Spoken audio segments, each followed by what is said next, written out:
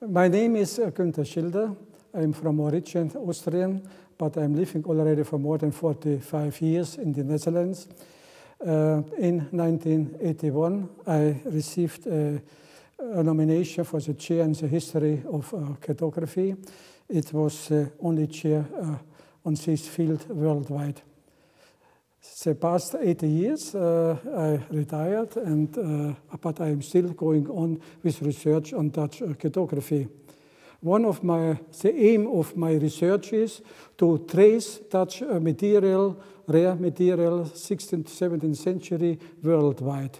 So in my life, I have seen a lot of map collections, hundreds,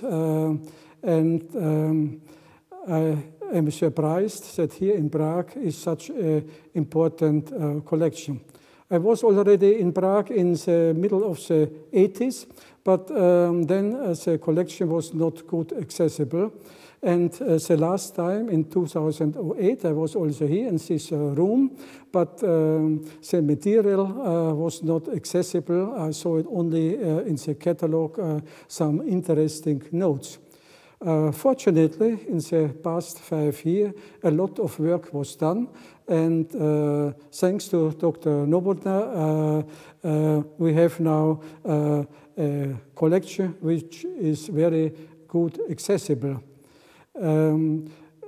If I compare this collection with other collections in Europe, I can say that this collection has an important position. So far, I have seen in the catalogs there are important representatives of Italian maps of the 16th century, very rare German items, also early 17th century. And of course, for my research, was very important to find here 7 wall maps, Dutch wall maps of the second half of 17th century by Frederik de Wit. And notwithstanding that the condition of the wall maps is not excellent, it is very important that we have now copies. And in this way, for instance, map of Germania was completely unknown to me. And notwithstanding that I was looking already 40 years for such material.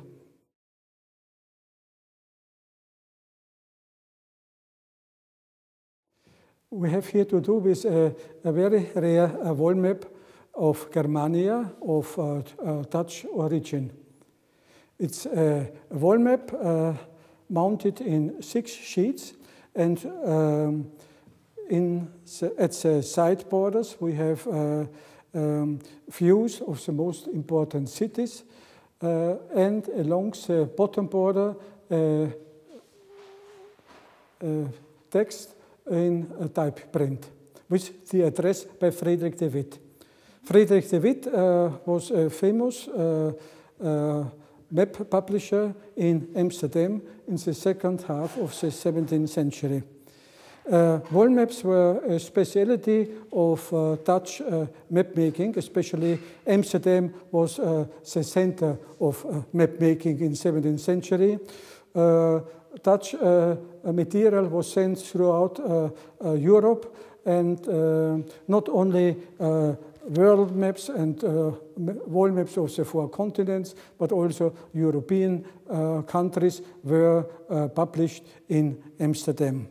It was in Amsterdam you had the best engravers, and also the commercial context. You have to realize that Amsterdam was a center of world commerce, and with the commercial channels through Europe, also there was a great interest in Dutch culture, in Dutch material. You have to realize also in the early period that Rudolf had his residence in Prague, and you have a lot of castles in Bohemia, and it was a good wall decoration to show such wall maps. But you have to realize that such wall maps hanging on the wall were influenced by bad facts like sunlight,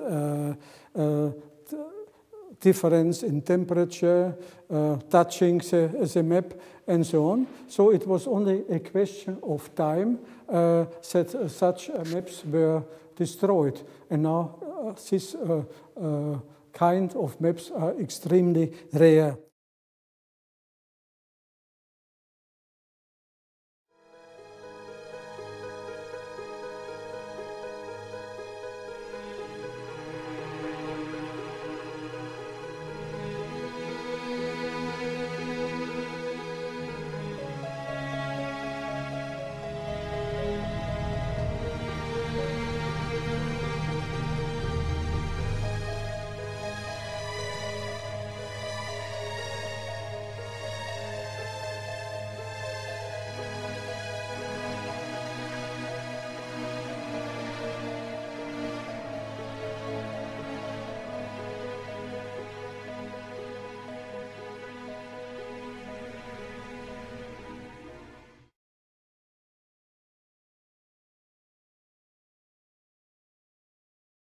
This chart is a masterpiece of Dutch maritime cartography.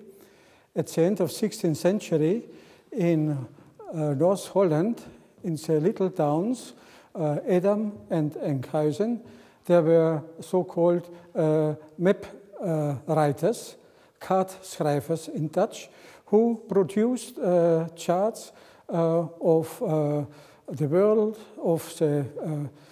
of Europe, of Indian Ocean, and the Atlantic Ocean. We have to distinguish between two groups, charts which have a functional character, which were used indeed on board of a ship, and we have decorative maps like this one, which were hanging on the wall of Amsterdam merchants. Very decorative with miniature paintings and other decorative items, like in the corners, the four allegorical representation of four European countries: Italy, France, Spain, and Germany, Germania. And we have other figures, allegorical representation of the continents, like here Africa, Asia, and Europe. And here, for instance, a miniature painting of a deer hunting of the Imperator Frederick Barbarossa. In the ocean, you have full of decorations like compass roses, allegorical figures of European monarchs like Philip II of Spain riding on a sea monster, the King of France, Henry IV, Elizabeth I, and the Danish King Christian IV of Denmark.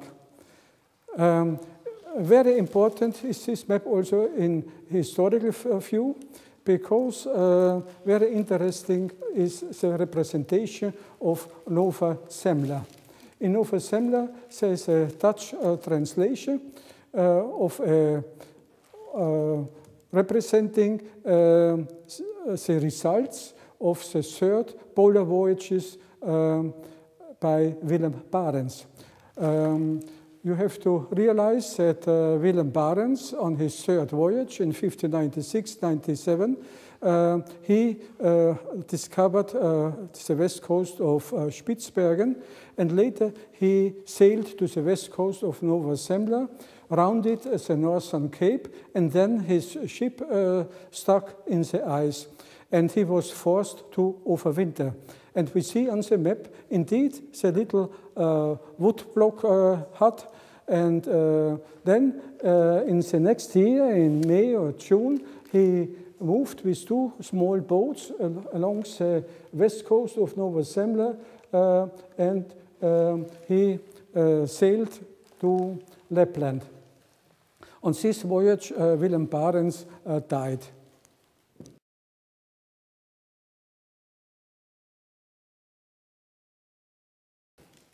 It is, I have of this school, so I call it North Holland School. We know about 30 items, and you have to travel to Sydney, you have to travel to Tokyo, to Berlin, to Florence, to Prague.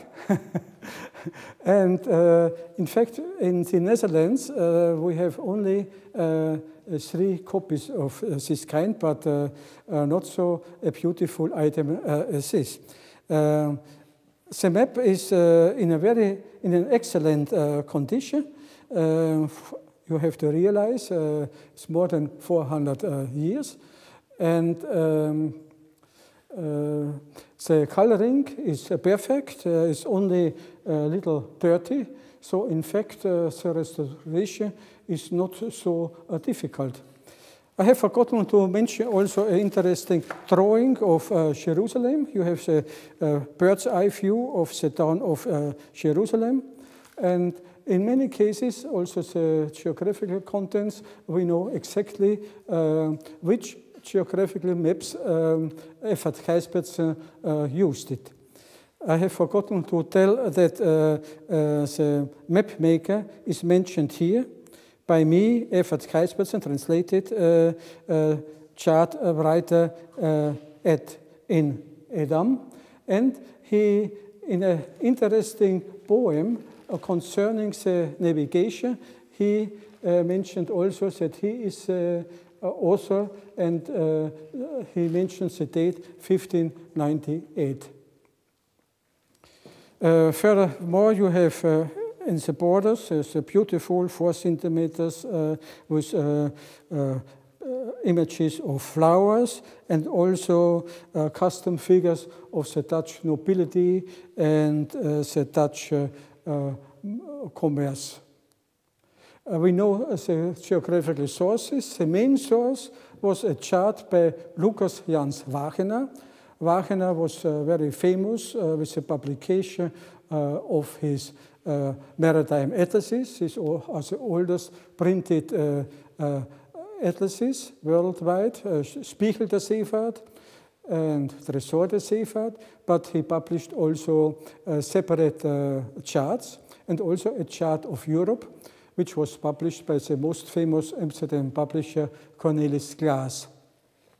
So the main source is Lucas Jans Wagener, Chart of Europe, 1589, in 4 sheets.